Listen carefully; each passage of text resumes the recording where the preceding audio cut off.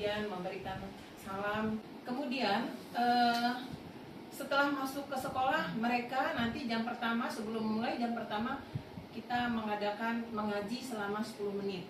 Nah, gunanya itu untuk apa? Nah, di situ supaya memberikan ketentraman. Mengaji itu ya, menenteramkan hati kita. Kita berharap kedepannya anak ini menjadi anak yang baik, anak yang mempunyai akhlak yang baik, kemudian bisa lancar sekolahnya, tamat, kemudian bisa berhasil, bisa bekerja. Akan gotong royong agar menciptakan budaya bersih hingga mereka belajar dengan nyaman. Saya mengizinkan untuk Bapak Ibu calon guru penggerak untuk mengadakan desiminasi di SMK Negeri 1 Bandar Lampung ini dan bisa menularkan ke teman-teman yang belum ikut CGP. Mudah-mudahan kedepannya akan lebih banyak lagi di SMK 1 ini gurunya ikut CGP semua dan menjadi guru penggerak. Terima kasih. Bukalah matamu, saatnya meraih mimpimu. Arahkan pandangan ke depan, Tuhan kan. Assalamualaikum warahmatullahi wabarakatuh. Selamat siang, salam sejahtera untuk kita semua. Tabiku. Alhamdulillahirobbilalamin wa bihi nasta'in wa ala taufiqi wa hidayah. Wassalatu wassalamu ala asyrofil anbiya'i wal mursalin wa ala alihi wa sahbihi ajma'in. Amma ba'du. Yang terhormat Ibu Devi Nurmanila MPD selaku materi, serta yang kami hormati Bapak Ibu Dewan Guru SMK Negeri 1 Bandar Lampung yang berbahagia.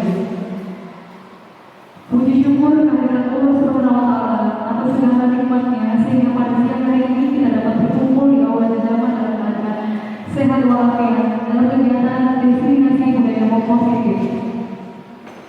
Salawat dan salam Allah kita sampaikan kepada Nabi kita Nabi besar Muhammad Sallallahu Alaihi Wasallam yang insya Allah syafaatnya akan kita dapatkan di yaumil akhir. Amin amin ya rabbal alamin. Bapak Ibu yang berbahagia, marilah untuk mendapatkan berkah dan rahmat dari Allah.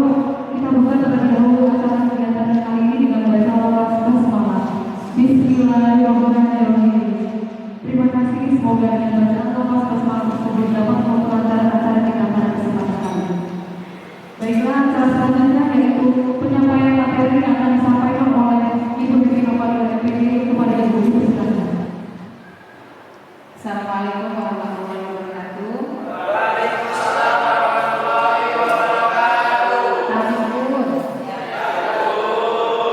Terima kasih ya, yang terhormat Bapak Ibu rekan pendidik di SMK Negeri 1 Bandar Lampung, kemudian staf TU, terima kasih atas kehadirannya di ruang kerjasama ini dalam rangka saya melaksanakan tugas saya sebagai calon guru penggerak angkatan 9, yaitu tentang desiminasi budaya positif. Masih semangat ya Bapak Ibu? Siang-siang rasanya ada masih sedikit, kita tetap semangat ya. Oke, jadi di sini saya akan melaksanakan menyebarkan pemahaman ya. Di sini selanjutnya. Oke, ini sedikit tentang saya. Sedikit saja. Ya, jadi yang akan saya sampaikan adalah konsep inti dari budaya positif. Yang pertama adalah perubahan paradigma belajar, kemudian disiplin positif, nilai-nilai kebajikan, kebutuhan dasar manusia, motivasi perilaku manusia, posisi kontrol guru atau pendidik, kemudian keyakinan kelas. Yang terakhir yang saya sampaikan tentang segitiga restitusi. Oke, perubahan paradigma belajar. Berarti ada yang perlu kita ubah dari apa sih belajar selama ini, ya? Oke, di sini saya ambil tentang paradigma belajar, ya Bapak Ibu ya.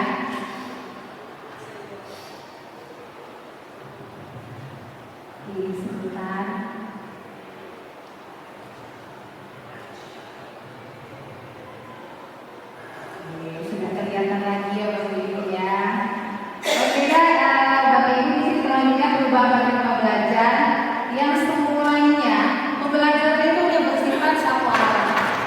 ya.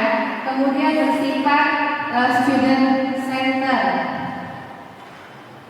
ya. Kemudian juga kemudian kita hanya bersifat eksternal, jadi dorongan itu hanya berdasarkan stimulus dan respon ya Bapak Ibu ya. Kemudian ini ada penurunan paradigma belajar kita, di mana yang tadinya bersifat satu arah dan bersifat student center itu berubah. Pembelajaran yang paradigma baru, pembelajaran yang bersifat student center, ya. Seperti itu. Kemudian ada interaksi antara pendidik dan peserta didik. Jangan berarti guru tidak hanya memberikan materi terus. Saya rasa akan membosankan bagi peserta didik. Kemudian berpihak pada peserta didik. Pembelajaran paradigma baru ini yaitu adalah pembelajaran yang berdiferensiasi, ya. Kemudian stimulus respon, jadi perubahan dari stimulus yang bersifat eksternal itu beralih menjadi ke teori kontrol. Ini akan selanjutnya akan saya paparkan. Ini ya perubahan yang tadi saya katakan. Pembelajaran paradigma baru merupakan pembelajaran yang didesain berdasarkan pembelajaran berdiferensiasi ya. Sudah ada yang tahu apa itu berdiferensiasi di sini? Kita sama-sama belajar ya Bapak Ibu ya. Jadi pembelajaran berdiferensiasi, seorang pendidik itu memberikan pembelajaran sesuai dengan kebutuhan peserta didik. Ya, sesuai dengan kebutuhan peserta didik berdasarkan tahap perkembangan peserta didik. Kita tahu bahwa anak didik kita itu memiliki tahap perkembangan ya. Jadi anak-anak SD, SMP dan SMP itu perlakuannya berbeda karena mereka memiliki tahap perkembangan kecerdasan yang berbeda. Jadi kita memperlakukan juga berbeda. Bahkan pada tahap seperti SMK juga itu juga mereka memiliki minat, kebutuhan dan karakteristik yang berbeda sehingga kita menggunakan berdiferensiasi.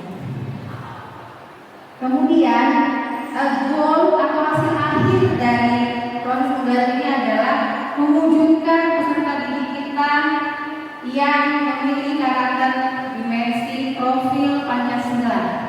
Apa saja itu? Yang pertama, beriman dan bertakwa kepada Tuhan Yang Maha Esa.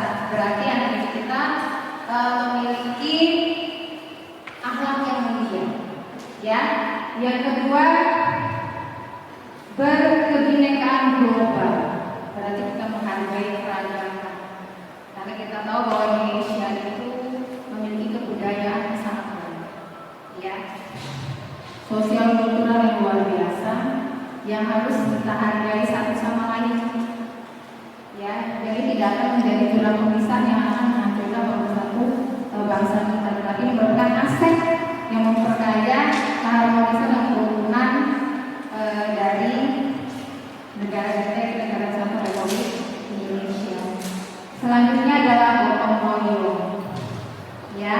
Kemudian mandiri, kreatif dan bernalar kritis. Itu adalah goal harapan kita anak-anak memiliki karakter, dimensi, profil Pancasila. Nah, tetapi ada yang ada kesalahan ya Bapak Ibu ya. Teori kontrol yang saya sampaikan tadi itu ada miskonsepsinya. Di sini ada ilusi guru mengontrol murid. Kita selama ini berpikir bahwa kita sebagai pendidik kita bisa mengontrol murid. Itu salah. Ya, semua keputusan ada di tangan murid. Contohnya kepala tangan sekarang. Bapak Ibu silakan kepala tangan. Tuh, ada yang mau ngepal, ada juga yang tidak mau ngepal. Berarti keputusan ini, ya, kita sebagai pendidik kita nggak bisa mengontrol. Semua kontrol itu ada di dalam diri peserta didik. Ya, itu adalah miskonsepsi yang harus kita perbaiki di sini. Yang kedua, ilusi bahwa penguatan positif atau bujukan yang tidak bermanfaat. Jadi kalau ada anak yang, kalau kita membujuk anak mau mengikuti mau minta. Nah itu konsep kita ya. Ternyata itu salah. Bujukan, ya, atau penguatan positif itu tidak akan efektif untuk anak didik kita. Anak didik akan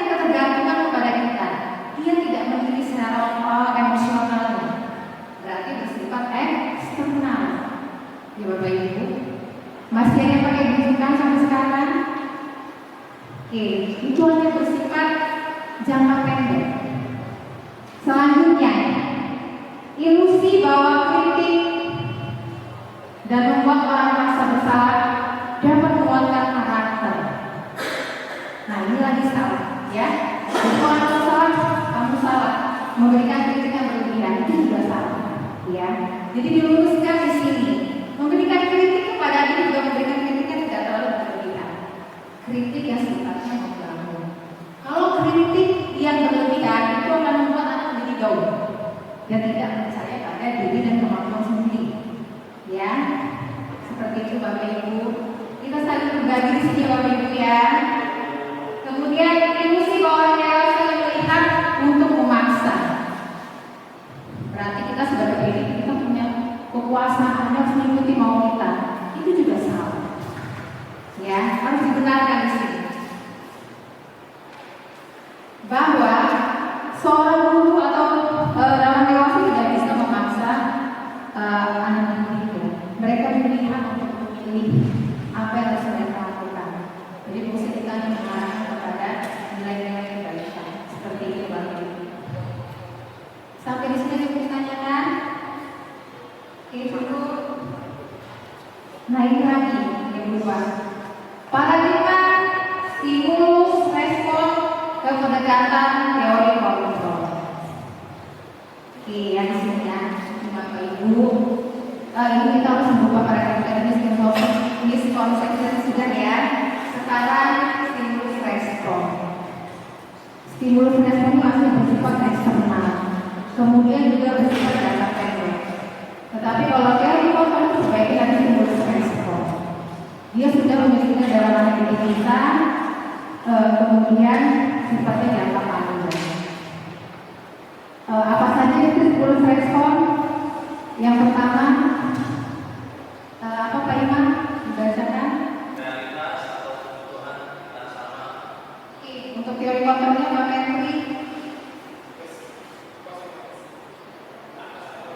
Pak Menteri silakan baca di layar saja dan dituliskan.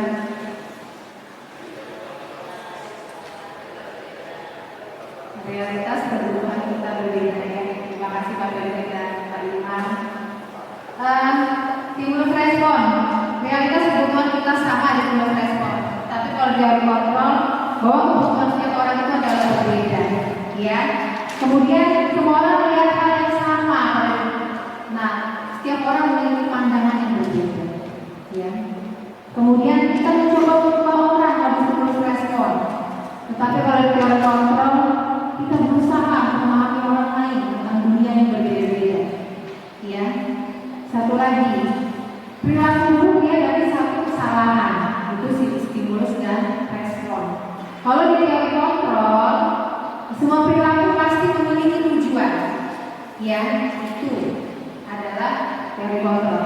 Kemudian stimulus respon, orang lain bisa mengontrol saya, ya. Tetapi kalau di teori kontrol, hanya saya sendiri yang bisa mengontrol diri saya sendiri. Dia dari kepala tangannya. Tuh, kita nggak bisa memaksa orang. Mereka memiliki pandangannya sendiri.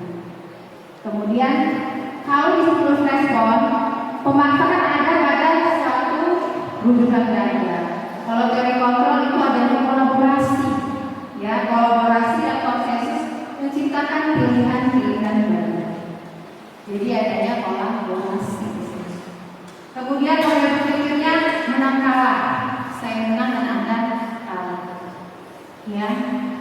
Tidak seperti kalau teori kontrol, model berpikirnya win-win solution, berarti semuanya sama-sama menang, seperti itu. Jadi ada paradigma kita berpikirnya dari stimulus respon ke pendekatan teori kontrol adalah kita mengubah perilaku kita, ya, yang tadinya bahwa stimulus respon masih bersifat jangka pendek, sifatnya masih eksternal, tapi kita ubah menjadi teori kontrol di dalamnya memiliki nilai, berarti sudah dari dalamnya bersifat internal, ya.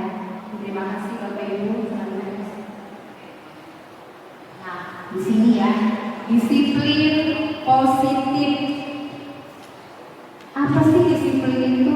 Ya, kalau bahasa Arabnya disiplin itu kita belajar. Ya, ada juga bilang disiplin itu aturan. Tapi kalau di sini mengacu kita kepada disiplin positif. Nah, disiplin berarti mengacu pada disiplin diri kita pribadi ya. Bagaimana cara kita mengontrol diri kita dan bagaimana kita menguasai diri kita untuk memilih tindakan yang mengarah pada nilai-nilai yang kita hargai. Jadi sudah bersifat internal. Akhirnya apa? Tercapai tujuan mulia yang kita ciptakan. Dengan kata lain, seseorang yang memiliki disiplin, ya Bapak Ibu, adalah mereka yang dapat bertanggung jawab terhadap apa yang dilakukannya, karena dasar kita yang mereka lakukan adalah nilai-nilai kebajikan, ya, yang mereka percaya, bukan karena penghargaan dan hukuman. Ya, jadi harus paham bahwa penghargaan dan hukuman itu tidak akan memberikan nilai bagi anak kita karena sifatnya sementara. Ya, penghargaan dan berlebihan juga tidak akan membuat siswa dapat meningkatkan kemampuannya, tetapi bisa sebaliknya. Jadi kita harus berhati-hati dalam memberikan penghargaan kepada diri kita ya Bapak Ibu. Oke, selanjutnya. Oke, tadi Diana Bapak Ibu, disiplin positif itu berubah peserta didik ke arah yang lebih baik dari sebelumnya. Ya, berarti itu peran kita sebagai seorang pendidik.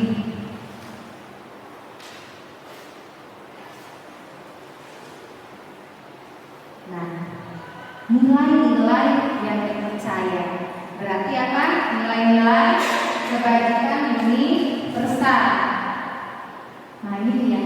Apa itu nilai kebajikan yang besar? Bisa dibantu.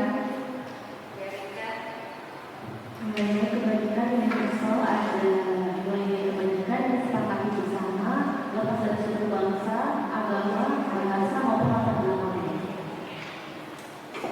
Makasih Bu, berarti nilai kebajikan yang besar itu sifatnya yang besar, ya. Jadi nilai kebajikan yang disepakati bersama, lepas dari suku, bangsa, agama, bahasa maupun latar belakang.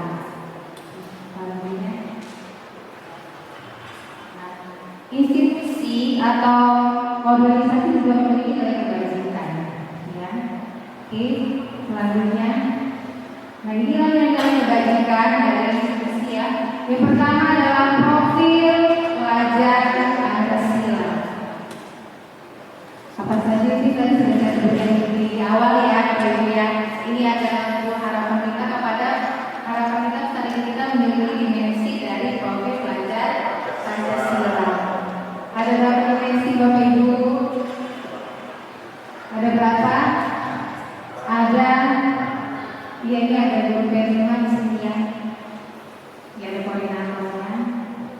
Ya, ini kita sudah berdiri kita. Yang pertama adalah bagaimana bertanggung kepada Tuhan Yang Maha Esa, pendidikan global, gotong royong, mandiri, kreatif dan bernalar. Ya, terima kasih Pak Rosti. Ini selanjutnya.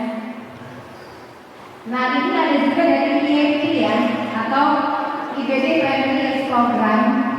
Ini ada nilai-nilai kebajikannya. Ada toleransi, rasa hormat, integritas, kemudian mandiri, menghargai, antusias, empati, keingin-tahuan, kreativitas, kerjasama, percaya diri dan komitmen. Nah, ini adalah keterampilan atau life skill.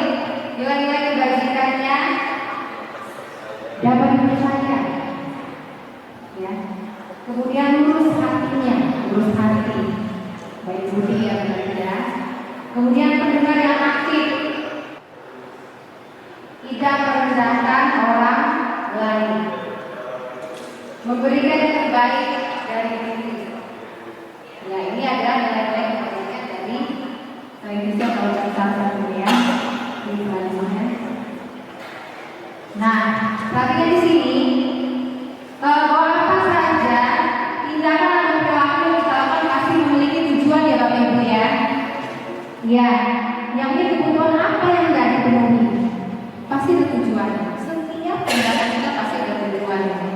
tujuan itu berlandaskan kepada kebutuhan dasar manusia.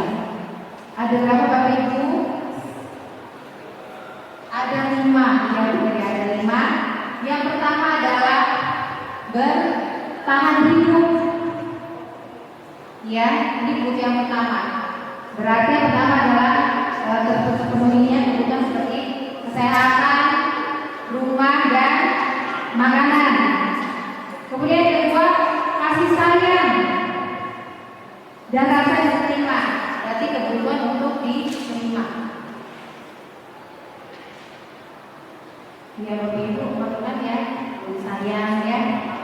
Kemudian kebutuhan akan hubungan dan koneksi sosial.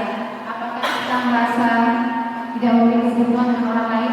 Ada mengisolasi diri sendiri? Saya rasa tidak ada ya. Setiap orang ingin memenuhi kebutuhannya dengan rasa sayang, diterima, dan hubungan dan koneksi sosial. Yang ketiga adalah kebutuhan penguasaan. Bapak Ibu ya, kebutuhan penguasaan adalah sesuatu yang di atas prestasinya. Ya, diakui atas prestasi dan diakui atas keterampilannya dan memiliki harga diri. Itu adalah yang ketiga. Yang keempat, kebebasan. Bebas berarti kemandirian, memiliki pilihan dan mampu mengendalikan arah hidup. Itu yang keempat. Yang terakhir adalah kesenangan. Pasti ya kita seperti kesenangan milik manusia dalam bermain dan tertawa dalam hal yang wajar ya. Kalau kemudian misalnya tadi ya Bapak Ibu ya, oke, lihat ya, seorang peserta ini akan senantiasa berusaha memenuhi kebutuhan ya Bapak Ibu ya. Nah, memenuhi dalam hal ini pemenuhan kebutuhan peserta didik, kita sebagai pendidik mengarahkannya itu dengan cara yang positif, yaitu melakukan hal yang sesuai dengan nilai-nilai kebaikan yang dipercaya. Ini Bapak Ibu kalau ngantuk boleh. Masih tetap semangat ya Bapak Ibu ya. Terima kasih. Oke, selanjutnya adalah motivasi perilaku manusia. Ya, kalau perhatikan di depan, kayak misalnya tadi biasa ngomong, perhatikan di depan. Ya. Jadi motivasi perilaku manusia itu ada berapa Bapak Ibu? Oke, ada 3 ya. Yang pertama adalah untuk menghindari ketidaknyaman. Ada tuh orang ya punya motivasi dia pokoknya main aman aja, mungkin dia nyaman. Kalau nggak nyaman dia ada ya. Inilah motivasinya. Iya Bapak Ibu ya. Yang kedua, yang pertama menjadi kenyamanan atau rumah. Jadi dia motivasi dia hanya untuk menghindari kenyamanan saja. Ya. Yang kedua adalah untuk mendapatkan imbalan penghargaan. Jadi dia melakukan sesuatu karena itu mendapat penghargaan. Yang terakhir, untuk menjadi orang yang mereka inginkan dan menghargai diri sendiri dengan nilai-nilai yang mereka percaya. Ini adalah motivasi perilaku manusia Bapak Ibu ya. Nah, dari ketiga motivasi tersebut, coba perhatikan Ibu di depan bahwa motivasi yang kita ada dari motivasi perilaku manusia itu ada yang bersifat ekstrinsik atau eksternal ataupun adanya motivasi intrinsik atau motivasi internal. Ya, nanti kalau misalnya itu saya istilah dari luar, ya ini ada motivasinya berasal dari luar, belum masuk ke dalam nilai yang dia percayai. Dan ini juga efeknya hanya jangka pendek. Ya, yang pertama itu adalah untuk menghindari kehilangan atau keruman. Yang kedua untuk mendapatkan imbalan atau penghargaan dari orang lain. Ya, tetapi ada motivasi internal. Jadi ini harus kita tanam kepada peserta didik kita bahwa mereka melakukan sesuatu itu karena untuk menjadi orang yang mereka inginkan, ya. Kemudian menghargai diri sendiri dengan nilai-nilai kebaikan yang kita percaya. Jadi harapannya baik-baik kita sebagai pendidik, kita bisa menemukan motivasi internal pada peserta didik kita. Jadi mereka belajar bukan hanya untuk mendapatkan nilai bagus saja, mendapatkan pujian, tetapi lebih dari itu. Ada nilai-nilai yang mereka percaya, ya. Nilai bahwa mereka harus lebih baik dari sebelumnya. Bapak Ibu ya. Oke, selanjutnya, nah ini dia. Kalau kita sudah ada lagi di sini, kita harus membedakan 3 ya: hukuman, konsekuensi, dan restitusi. Ini beda, ya. Apa sih hukuman? Ya, konsekuensi dan restitusi. Ya. Hukuman, yang namanya hukuman pasti dari spontan, tidak ada rencana. Kemudian misal ini pasti tidak dilibatkan, dia spontan. Ada salah satu ya. Jadi tidak dilibatkan, tidak tahu apa yang akan terjadi. Jadi sifatnya adalah spontan. Kemudian bersifat satu arah, ya, satu arah aja. Kemudian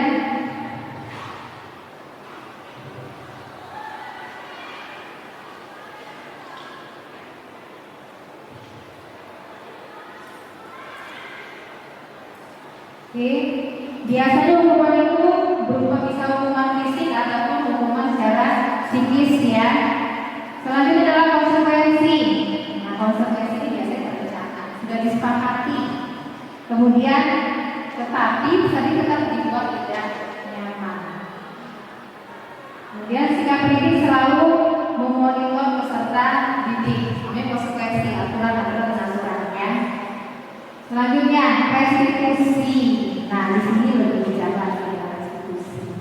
Ya, proses tindakan kondisi peserta didik untuk memperbaiki kesalahannya. Jadi tidak hanya dengan konsekuensi, tetapi menenangkan kepada jika peserta didik mampu memperbaiki kesalahan yang telah mereka lakukan.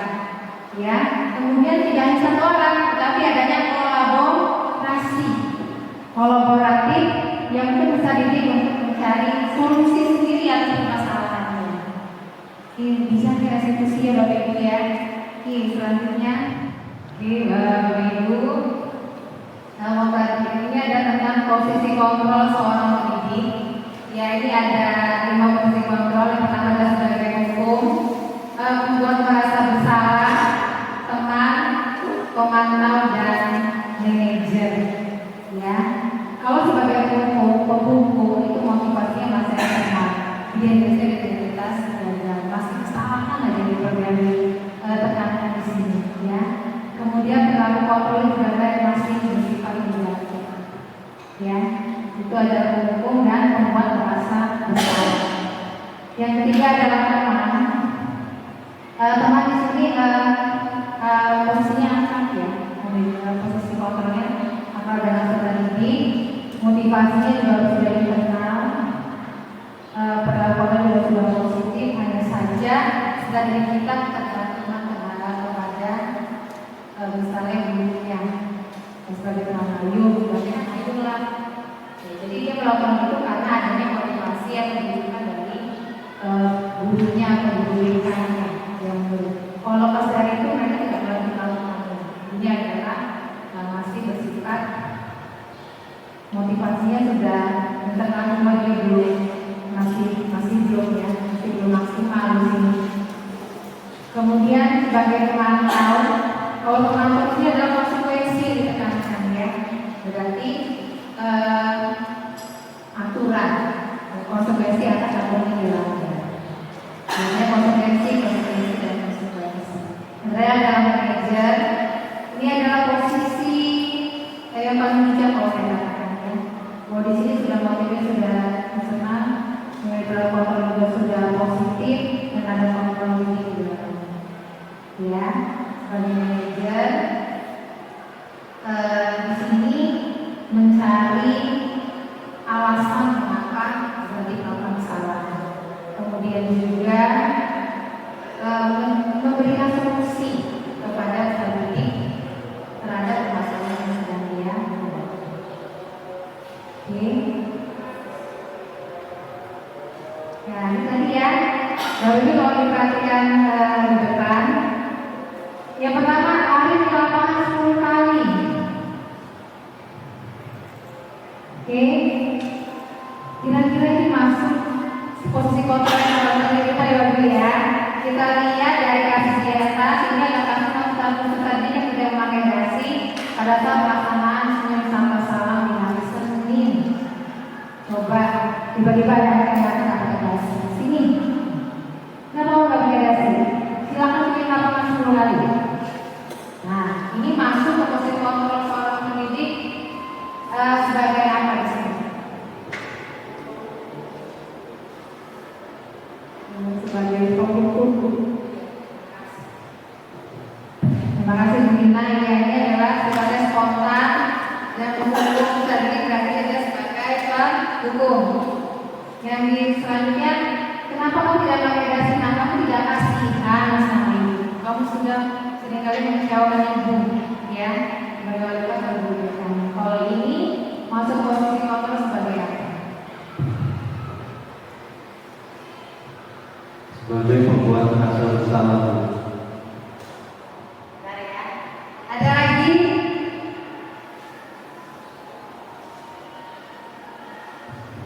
Ada lagi? Oke, benar ya. Kata-kata ayo dong pakai dasi sekolah dengan benar. Nanti di dasi sekolah ya, jangan diulang lagi. Jadi bahasanya apa kepada peserta didik. Jadi posisi seorang itu adalah posisi sebagai seorang teman, ya. Oke, sebelahnya. Kamu sudah melanggar peraturan sekolah. Kamu sudah tahu konsekuensinya, ya. Konsekuensinya.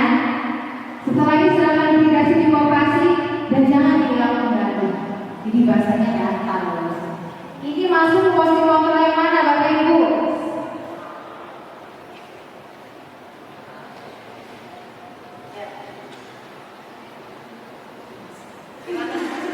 Ya, sebagai masuk di sebagai pemantau. Iya. Saya sebagai pemantau, Pak. Dari Pak yang kata adanya terima kasih Pak Menteri dan Bu Erika. Ya, kalau ada kata-kata konsekuensi, biasanya posisinya adalah sebagai pemantau karena adanya konsekuensi yang kurang. Oke, ini jawabannya teman dan pemantau.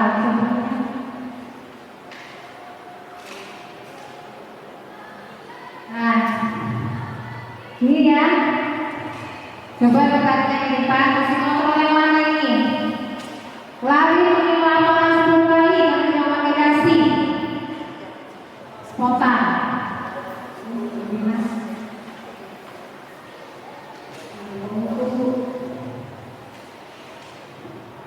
Terima kasih Nina. Ya tiba-tiba spontan karena tidak memakai dasi disuruh lari keliling lapangan 10 kali. Luar biasa ya. Ini adalah sebagai sebagai penghukum.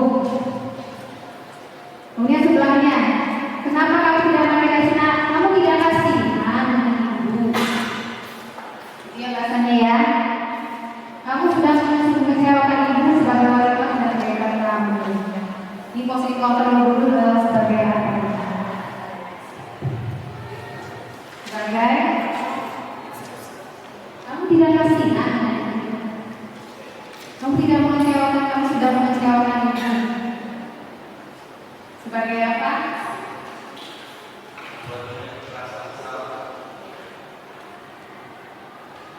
Membuat murid merasa bersalah. Terima kasih Pak Imam. Jadi nah ya ini jawabannya ya. Sebagai hukum yang pertama tadi kali saya sudah mengulangi 80 kali. Kedua membuat merasa bersalah. Kalau bersalah benar-benar ini ya, nggak kasih lagi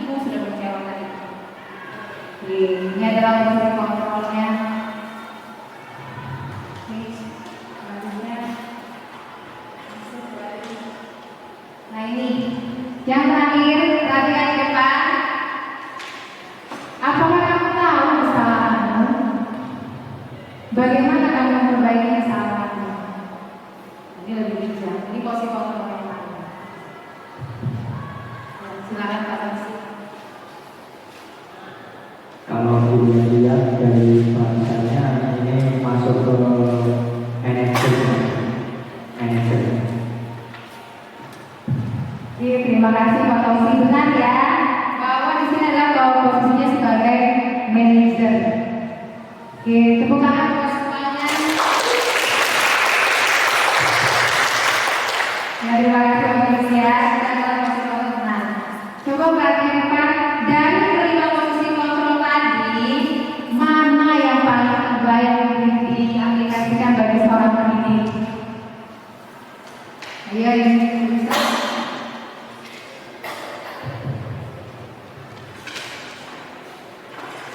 Dari buku, kemudian pembahasan pesawat sebagai teman, pemantau dan manajer, mana posisi yang paling terbaik?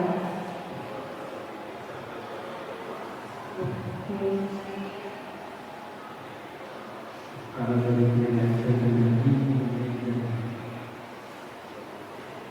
Pas sekali ya Bapak Ibu ya, posisi kontrol terbaik adalah sebagai seorang manajer. Tepuk tangan lagi buat Bapak Ibu. Dan terima kasih Bapak Ibu ya. Itu adalah tentang posisi kontrol seorang pendidik sebagai pembuat rasa bersama. Ya, betul ya jawabannya ya. Mana sebagai buku, kemudian setelah tadi tidak kasihan banyak ibu dalam membuat bahasa bersama. Selanjutnya, nah ini kita dengar kalau teman-teman ya. Ayo dong komunikasi sekolah teman-teman. Nanti dikasih kooperasi ya, jangan diulang lagi. Oli posisi kontrol itu sebagai apa?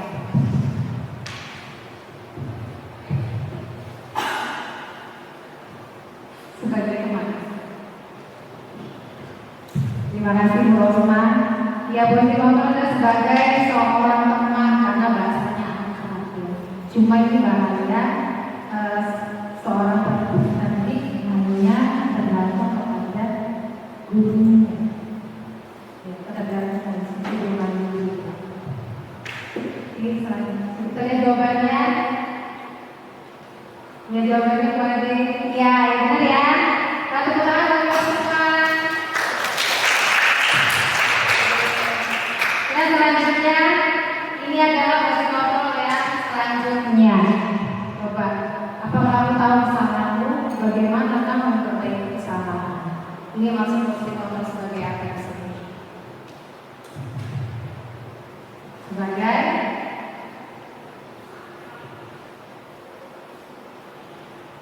manajemen. coba kita lihat jawabannya ya. Iya betul ya, sebagai manajer. Ya, terima kasih. Jawabannya jatuh berarti sudah memahami dari posisi kontrol dari seorang pendidik. Sudah 5 posisi kontrol di bawah Ibu ya. Perhatikan lagi di sini.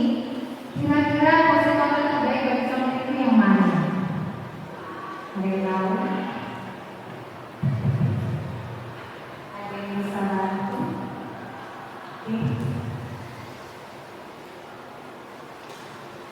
Posisi kontrol yang terbaik bagi seorang pendidik menurut saya sebagai manajer. Terima kasih Pak Imam ya.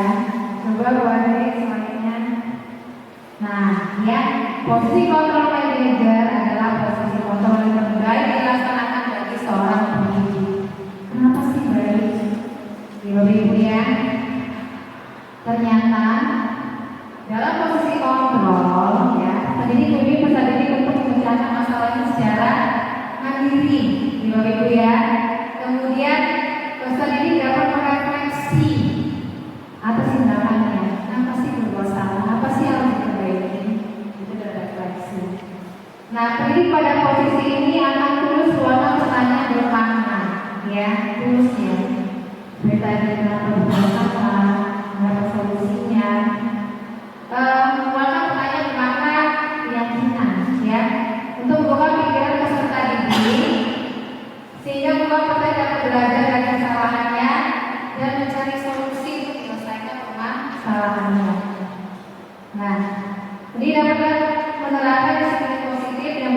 berpihak pada peserta didik, ya. Dia memerdekakan peserta didik yaitu dengan menggunakan segitiga restitusi, Bapak Ibu. Posisi ini menciptakan peserta didik yang merdeka, mandiri dan bertanggung jawab. Oke, selanjutnya. Nah, selanjutnya Bapak Ibu kalau diperhatikan di depan, mengapa keyakinan kelas bukan peraturan kelas?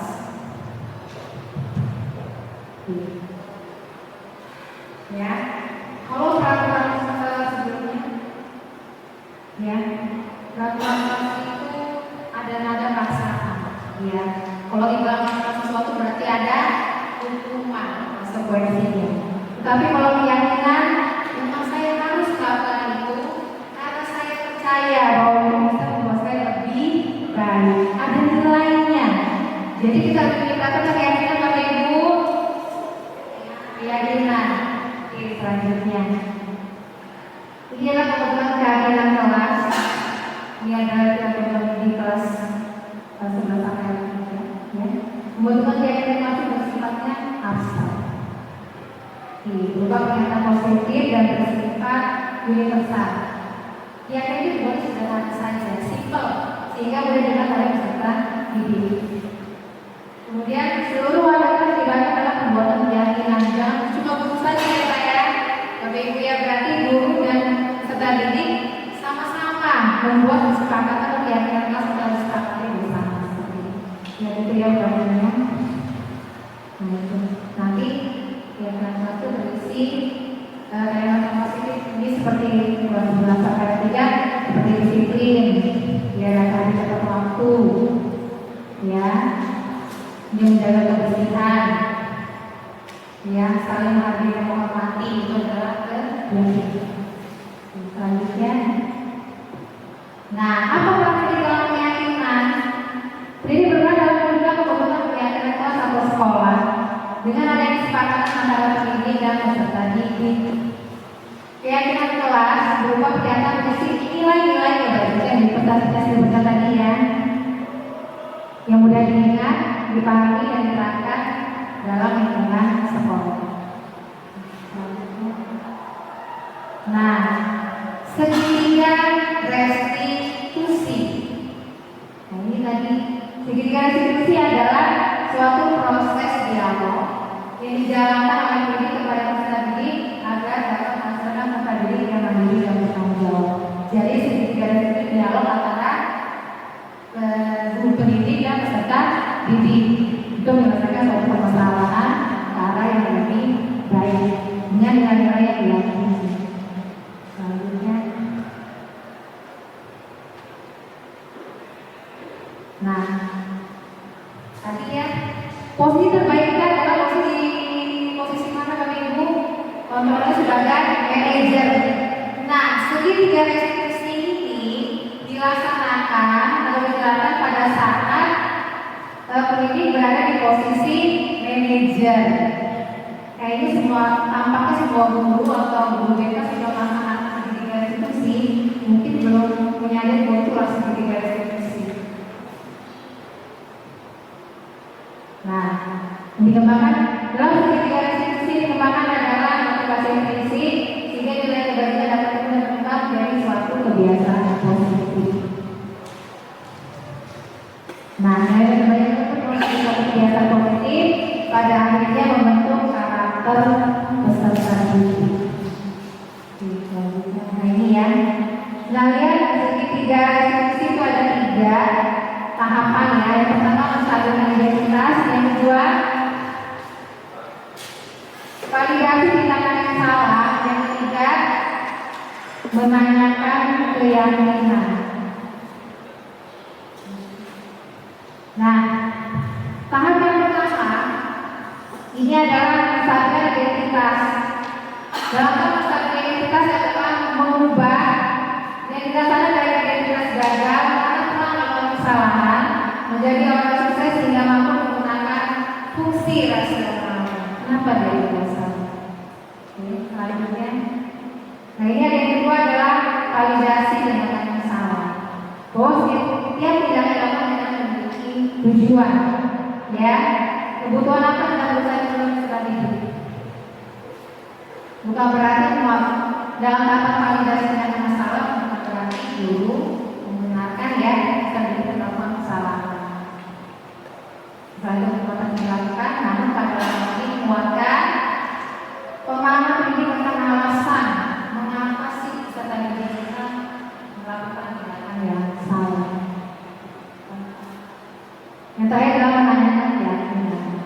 Proses di mana kita mengumpulkan dirinya dengan nilai-nilai yang dipercaya. Jadi keyakinan ini adalah keyakinan sudah dibentuk sebelumnya ya, keyakinan kelas, keyakinan dari pribadinya. Kenapa? Karena dia yang dia lakukan. Dia menanyakan keyakinan. Nah, ini ada proses ketiga restitusi, ada pertanyaan-pertanyaan yang bermakna yang diucapkan oleh peserta didik. Yang pertama, menstabilkan identitas. Ya, jadi guru sudah ngomong setiap orang pernah melakukan kesalahan, kamu bukan satu-satunya orang yang berbuat salah. Biasanya kata-kata kelas seperti itu dari seorang apa sebagai restitusi ya. Jadi mulai kita dipanggil, kita menstabilkan kita dulu.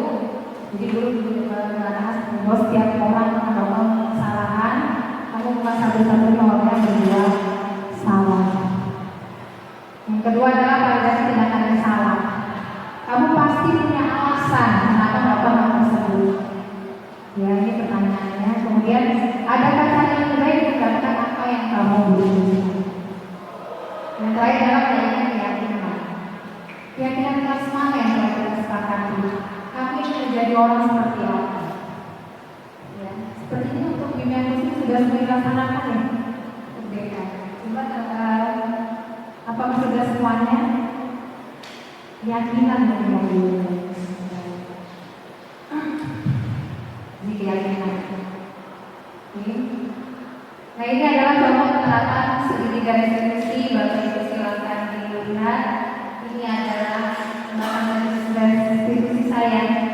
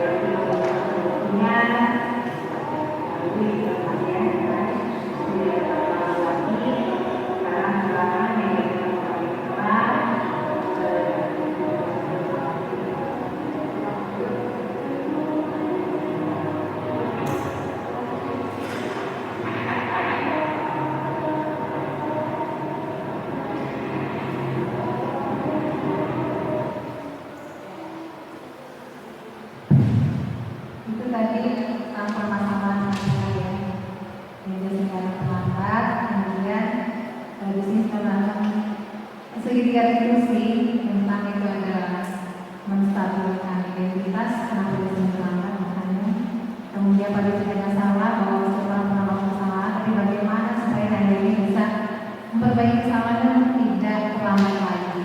Kemudian guru juga menanyakan keyakinan bahwa dia harus bisa tepat waktu. Itu adalah keyakinan yang harus Naila pernah mencari solusinya supaya dia tidak datang terlambat kembali. Ya, itu adalah contoh dari diskusi. Ada dua yang punya satu lagi. Ini adalah Aura yang berantem awalnya kan seperti konten.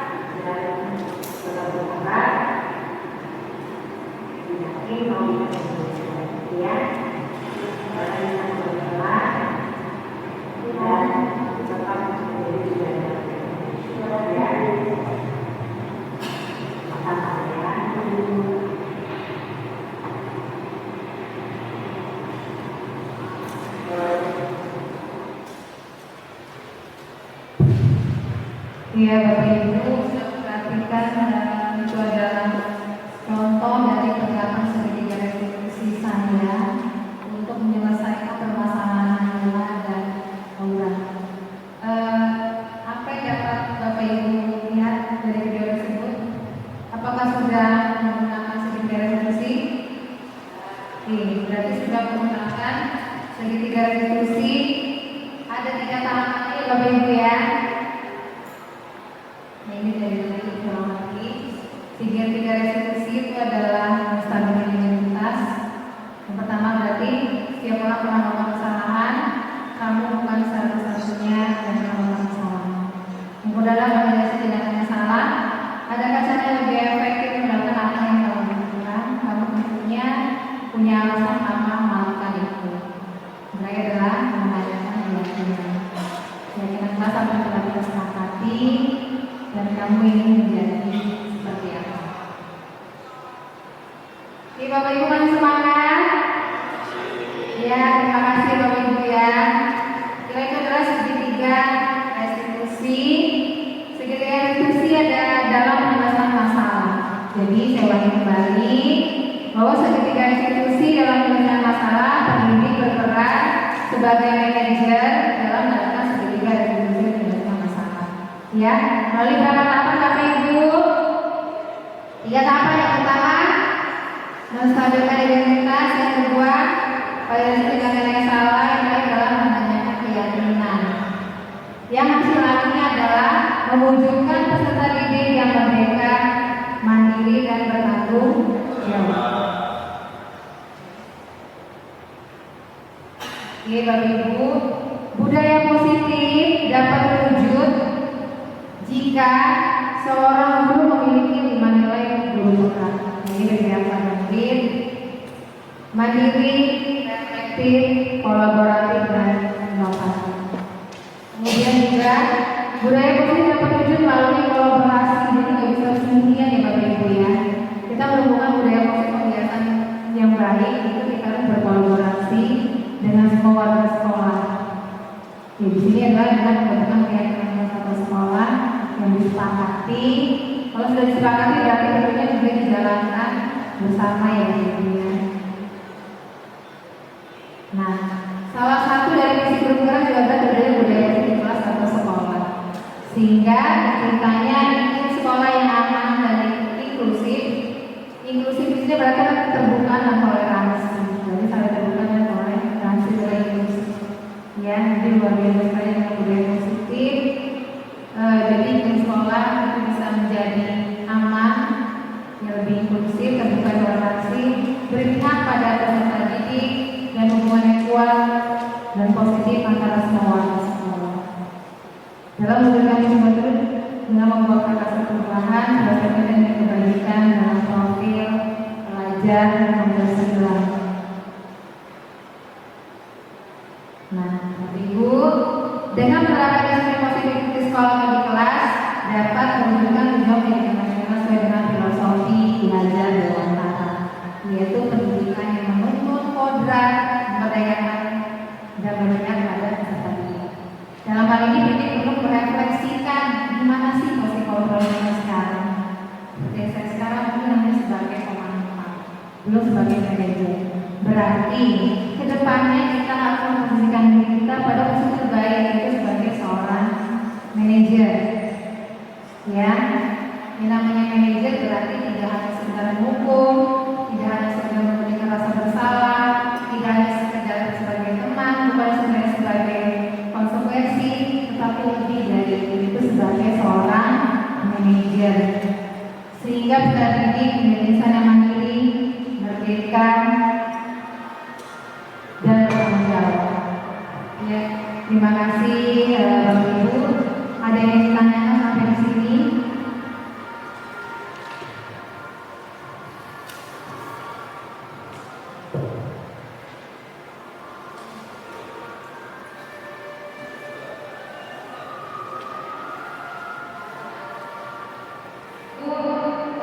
Sudah saya bergerak dan menggerakkan. Saya juga Fadila jadi Angkatan Nasional SMK Negeri 1 Bandar Lampung. Terima kasih Bapak Ibu rekan-rekan guru SMK Negeri 1 Bandar Lampung yang telah berkenan hadir dalam acara diseminasi budaya positif. Semoga apa yang saya sampaikan yang kita saling sharing bersama bisa membawa dampak positif dan memberikan wawasan ilmu untuk kita semua untuk bisa mengembangkan budaya positif, disiplin positif di SMK Negeri 1 Bandar Lampung. Beri close untuk kita semua Bapak Ibu. Terima kasih Bapak Ibu ya. Terima kasih. Assalamualaikum warahmatullahi wabarakatuh.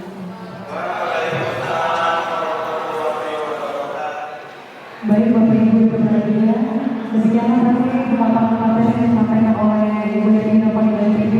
Semoga materi yang diberikan dapat bermanfaat bagi kita semua. Sebelum acara tertutup, izinkan kami di sini mengucapkan terima kasih atas partisipasi Bapak Ibu dan guru. Apabila kami dalam bawaan terdapat dari salah satu mohon maaf yang sebesar-besarnya. Marilah acara pada hari ini kita tutup dengan bersalaman hamdalah. Alhamdulillah. Dari saya diri dari tahun 2020. Wassalamualaikum warahmatullahi wabarakatuh.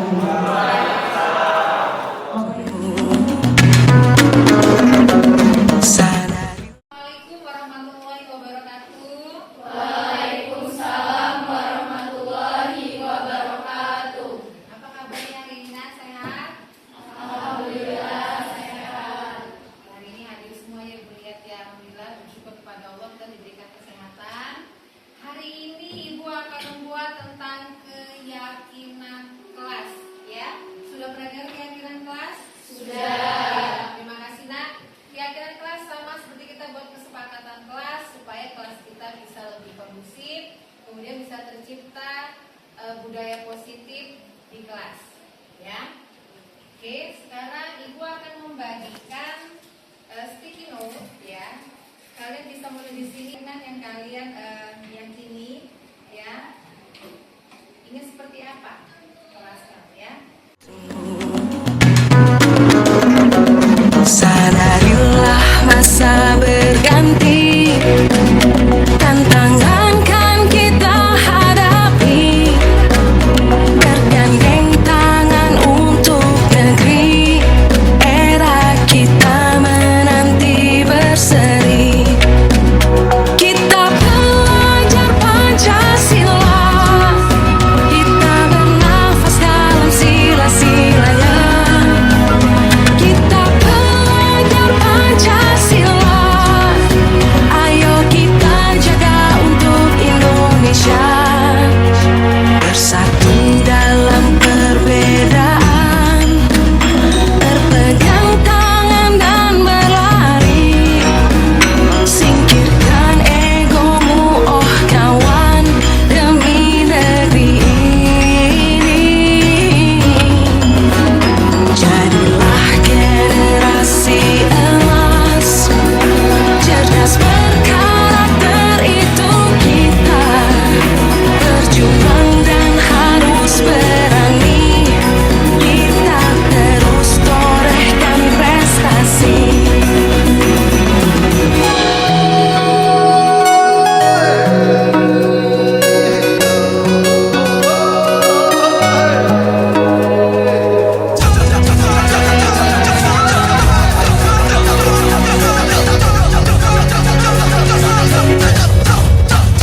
Kita belajar Pancasila, kita bernafas dalam sila-silanya.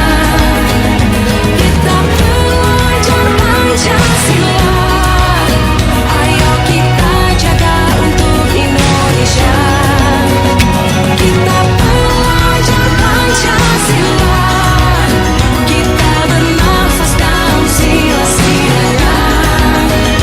Kita belajar Pancasila, ayo kita jaga untuk Di bahasa KR 3 kalian telah menuliskan juga menempelkan keyakinan kelas. Sekarang kita berdiskusi ya, Nak, ya. Kita ambilkan, kita pilih di mana yang akan kita sepakati untuk menjadi keyakinan kelas, ya. Kawan-kawan, saya akan membacakan keyakinan kelas yang telah kita sepakati bersama-sama. Yang pertama, 3S. Senyum, salam, dan sapa kepada guru dan teman-teman. Yang kedua, bertanggung jawab dan disiplin. Yang ketiga, hadir tepat waktu, berdoa sebelum dan sesudah belajar. Yang keempat, berpakaian rapih dan sesuai jadwal hari.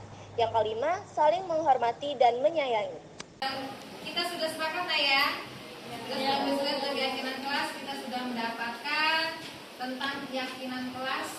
Semoga ini bisa kita yakini menjadi nilai kita dalam pembelajaran di kelas, ya. Bisa menumbuhkan disiplin positif dan budaya positif di kelas. Ibu minta untuk kesepakatannya kita menandatangani tentang kesepakatan atau keyakinan kelas kita, ya. Oke, silakan ditandatangani di depan. Terima kasih. kita terus torehkan prestasi.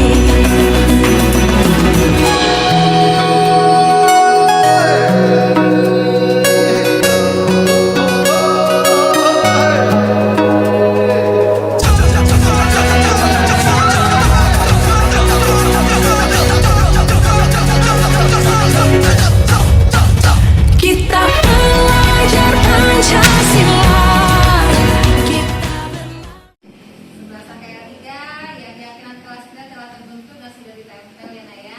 Jadi kita pada saat melaksanakan pembelajaran di kelas, kita mempunyai kesepakatan atau keyakinan yang harus kita yakini. Ingat, Nak, ya, keyakinan ini adalah telah kita sepakati bersama. Kita memiliki kesadaran keyakinan bahwa itu harus dilakukan untuk menumbuhkan nilai positif dalam diri kalian, ya. Ucapkan terima kasih dan Ibu akhiri assalamualaikum warahmatullahi wabarakatuh. Waalaikumsalam warahmatullahi wabarakatuh.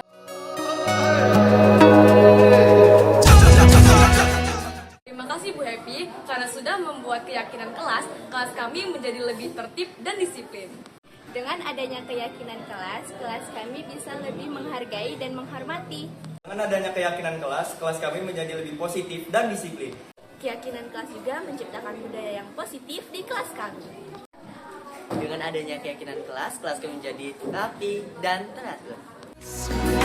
Cerdas berkarakter itu kita, berjuang dan harus berani. Kita terus torehkan prestasi.